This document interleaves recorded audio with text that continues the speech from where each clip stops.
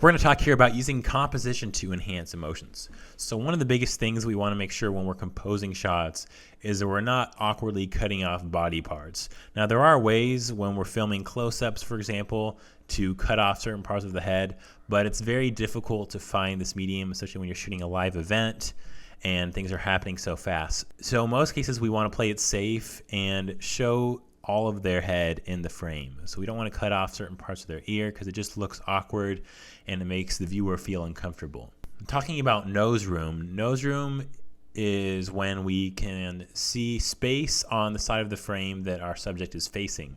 So if we have a bride who's looking to the left, we want to make sure that we compose the shot so that there's space in front of her because it makes the viewer feel more comfortable. And with wedding videos, we want to make everything pleasing to the viewer. So when the bride is faced a certain way, we want to leave space in front of her so that we have that appropriate nose room.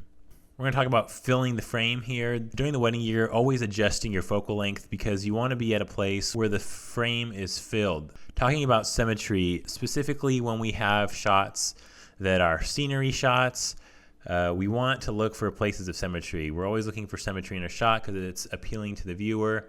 Obviously, you don't have control over the venue or the way things are set up, but we can look for symmetry in all sorts of different places and use the symmetry to our advantage and appeal to the viewer.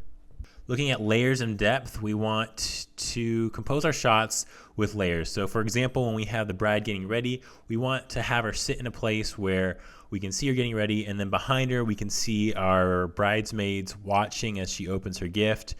And this is important because the layers give our shot dimension, give our shot volume. It's an appealing way to compose an event like the gift giving. We're going to talk here about rule of thirds. We want to have our frame divided into 3 parts, and we want to have our subject on one of the 2 lines, either the right or the left.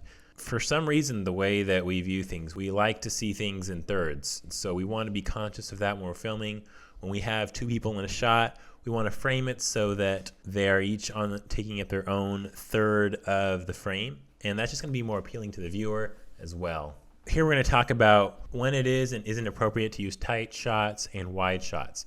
When we're using tight shots, meaning that our focal length is zoomed in, and generally this means 35 millimeters or greater, we want to use this focal length for intimate parts of the wedding. When the bride and the groom are smooching, we want to use the tight lens for the intimate shots. There are appropriate settings to use the wide shot. For example, if we're shooting the scenery, isn't exactly an intimate shot, so we want to shoot those wide shots like the grand entrance where we want things to seem more glamorous, we want them to seem more epic. We can use the wide shot as well, and then switch to the tight lens once we're getting shots that are more intimate.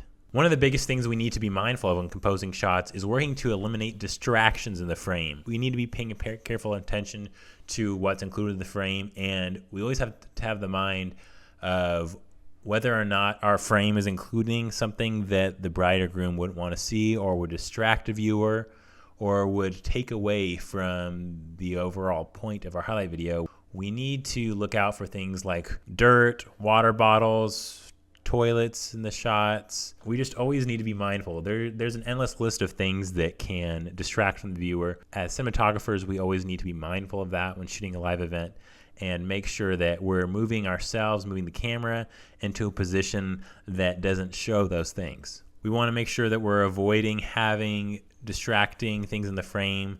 For example, a tree or a branch or maybe even a pole sticking out of someone's head. We want to move our camera in a place where we're not seeing those things. We want to be moving around constantly, getting different angles, seeing what works, what doesn't. The great thing about shooting for the highlight video is that we don't need to be covering everything. We're just getting the money shots for the highlight video. So we can always be moving around, changing our perspective, and looking for new and fresh ways to capture the same event.